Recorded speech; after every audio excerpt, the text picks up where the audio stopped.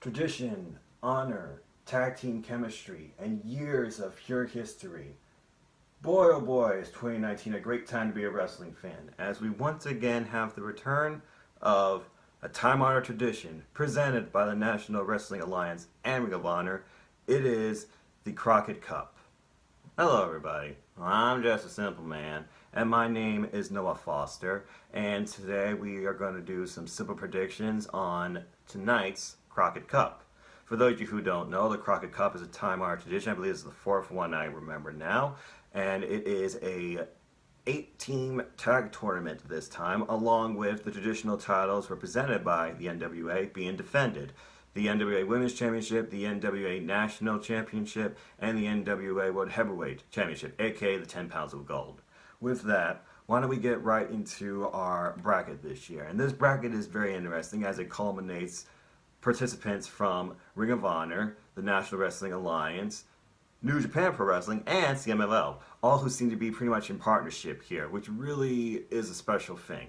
So looking at this bracket, I see we have in Block A the Briscoes and the Rock and Roll Express. Now before anyone says, oh, Briscoes, easy win, let me tell you this. Rock and Roll Express is one of the most legendary tag teams in professional wrestling. Many teams of today look up to them.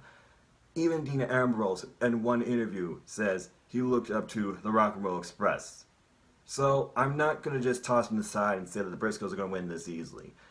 You're going to have a very unique match here. Briscoes are freaking insane, and we already know they're going to face GOD during the Worlds Collide Tour, I believe, or War of the Worlds, excuse me, for the Ring of Honor Tag Team Championships coming up soon.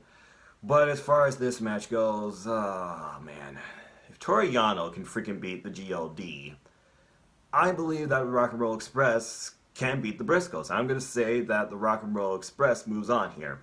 Our next match is a clash of, excuse me, Ring of Honor and New Japan Pro Wrestling. It is PCO and Brody King representing Villain Enterprises versus Kojima and Nagata of New Japan Pro Wrestling. Villain Enterprises right now is your Ring of Honor 6-man tag team champions with the villain Marty Scurll, Brody King, and PCO. He's not human! And PCO is soon going to face Matt Taven for the Ring of Honor World Heavyweight Championship.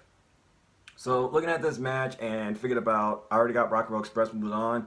I'm going to go with the guy that has the time honored veteran here, and I'm going to say Villain Enterprises moves on, and we'll get Rock and Roll Express versus Villain Enterprises in our Block A. Now, as far as Block B goes, I had to do a little bit of homework to really learn about these teams a little better, because I know that some of these participants don't only represent the NWA, they've also had history with other promotions that aren't even mentioned here, Impact Wrestling Force/TNA.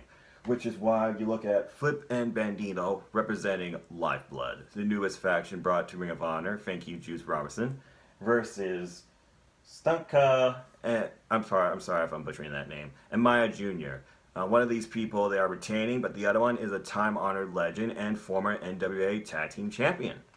So, looking at this match, and thinking about what could happen next, I'm just going to keep it simple and say, I already got one Ring of Honor team going through, and I already got a legendary team going through. You got CMML and Ring of Honor here. I'm going to say that Lifeblood moves on here, and Flippin' Bandito moves on in this section of Block B. And then you have the other match that's the most unpredictable. I don't know what to say. I don't even want to just think that, oh, this team's just going to move on.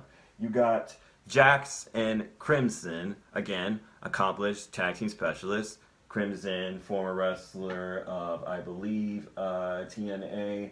Actually, I believe they both have been on Explosion. I haven't watched that much Explosion. I'm actually looking at my notes to remind me here. Better known as War, apparently, from TNA. It looks like they've been accompanied at one point by Animal. So, I don't know what to think about Jackson Crimson, especially because I don't know who they're going to face, because if you look, it says Wild Card. The Wild Card is going to be the winner of a Battle Royale. And I have no idea who's competing in that Battle Royale. No one does at this point. So, I'm just going to flip a coin and say that Jackson Crimson, regardless of the team that's there, I'm going to say that Jack and Crimson move on.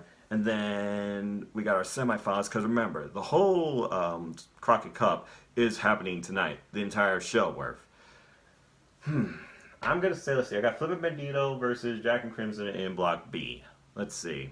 And then I got Rock'n'Roll Express and Villain Enterprises in Block A. Who do I see moving on in the finals? I'm going to go with Villain Enterprises versus Jack and Crimson.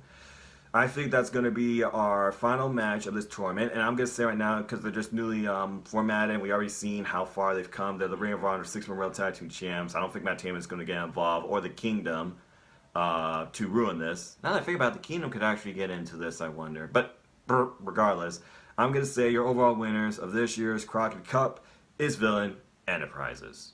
So with that, there's a big portion of our show. Let's move on into the other portion of our show, the 3 title matches. And we will start with, let's start with the national, the national championship held by Willie Mack. Willie Mack won this title, and he is on his own journey to defend this title successfully in all 50 states, which I think is truly admirable. But I feel like that's a task truly daunting. I don't know if he truly can get it done. As of right now, I believe he's done it so far in 5 states. His last contest, I believe, was with Rhett Tyler in Ring of Honor. Red Ties is weird.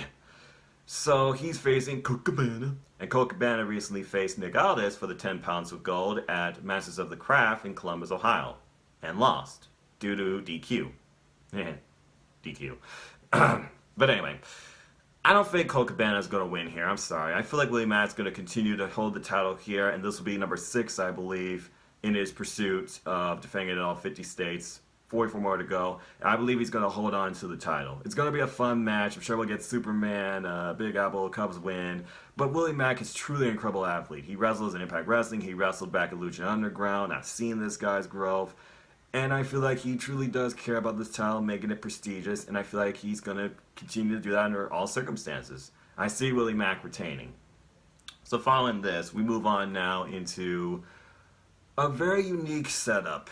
We have the NWA Women's Championship. It was originally supposed to be Jazz versus, Pinkies Up, Selena, aka Allison Kay. But due to professional and personal reasons, and I wish her the best as she held it for 900 days, Jazz is no longer the NWA Women's Champion. It has been relinquished. So now, the officials have all come together, and we are now going to get Allison Kay versus, who some people call the Wonder Woman of women's wrestling, Santana Garrett. Santana Garrett, she currently works in WoW. She also has been part of the Mae Young Classic. She's also had some one-offs in NXT. She's an accomplished indie wrestler, and I feel like her and Santana and Allison Kay are going to have a very nice, fun match. I'm sure my friend from Team Indie DQ, Cindy, could further elaborate on this. I wonder if she did during that live streaming. I'll have to see if I can find that. Anyway, as far as this match goes, this is literally resetting the chapter on the NWA Women's Championship in the women's division. And I think about who could really carry the torch. Maybe not as far as Jackson 900 days, that's freaking insane, but I'm sure they can go a long way. I am going to go with Santana Garrett. I think she's going to become the new NWA Women's Champion. I really can't say much more on that because I don't know where it could go from here. But I'm going to go with Santana becoming your new champion. Which now, oh man, it brings us to our main event. And the reason that this is the poster, everybody wants it, everyone's looking forward to it. It's the crown jewel of the NWA. It is Marty Scurll, the villain, versus Nick Aldis.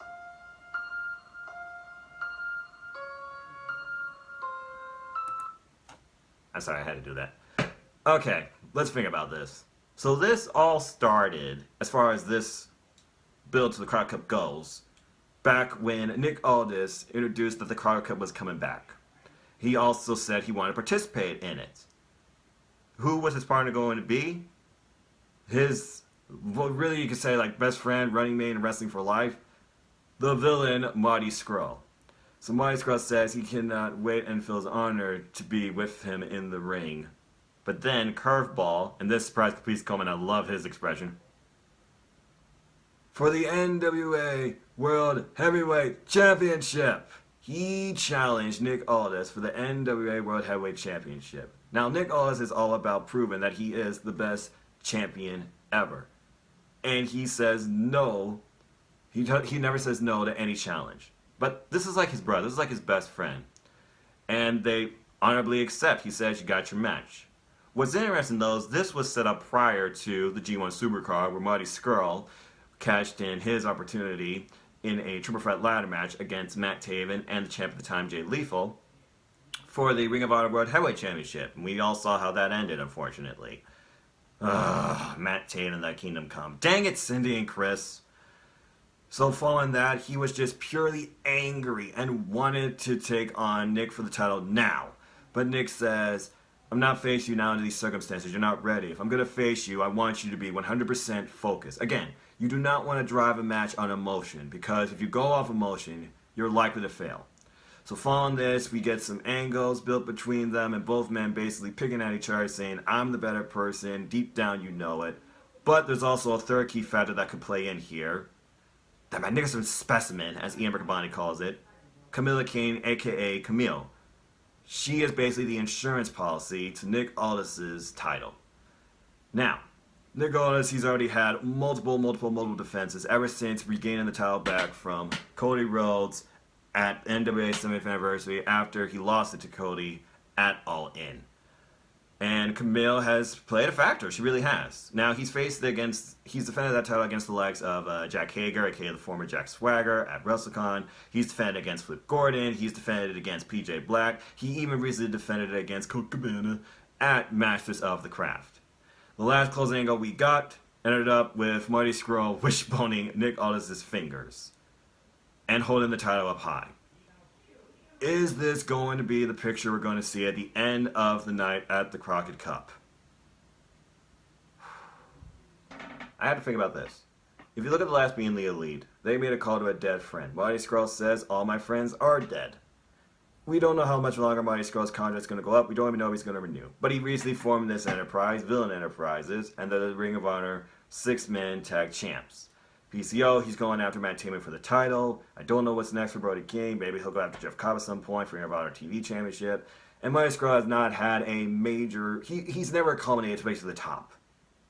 I really want him to do it here, but I also don't know where Nick Aldis could go from here. And truly, I don't know if Nick Aldis is truly happy. What does Nick want? Does he really want this? Is this going to prove that he's the best? Does he truly feel like he is the best? There's a lot of unique dynamics here in this match.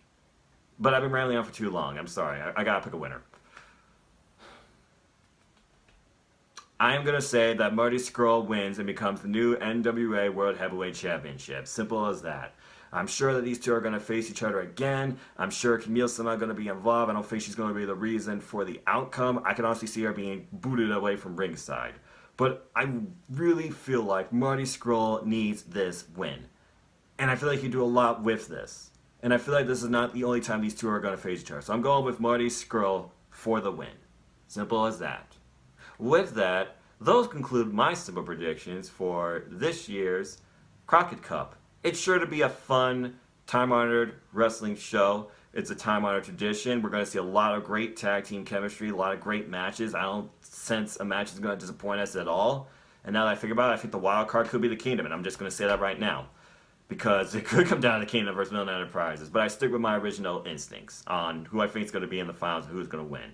With that, thank you all for tuning in. Thank you all for watching. I would love to hear your comments and your predictions. So like, share, retweet, subscribe, comment, tell a friend, leave your predictions below. Let me know if you have a predictions video.